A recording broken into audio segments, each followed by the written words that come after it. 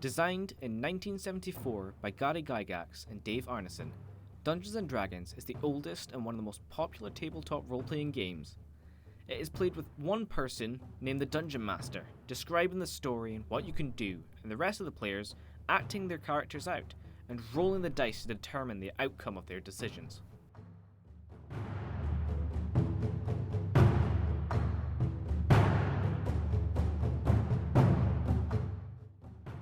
After the success of YouTube podcasts like Critical Role, which is made up of some of the most popular voice actors and even featured celebrity cameos, Dungeons & Dragons has blown up from a community that was widely seen as geeky and nerdy to a phenomenon with millions of players around the world.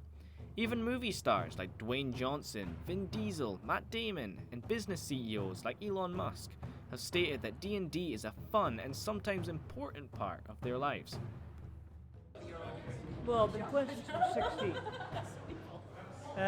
Started off playing 2nd edition, which was the red and the blue books, which the red book was D&D, and then the blue book was AD&D. So it was two separate at the time, and then it came up to that with all the classic adventures.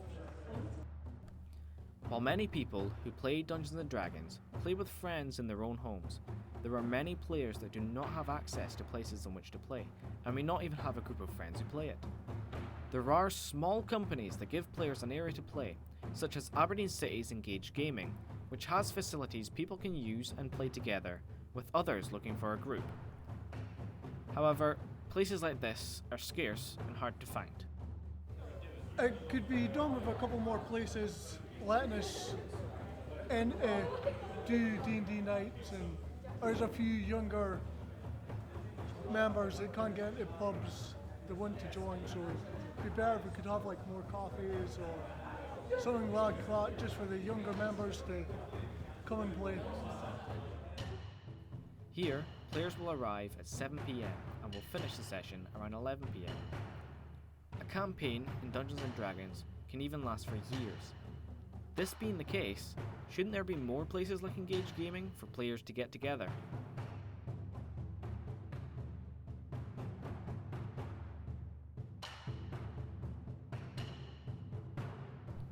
Then there's the expense.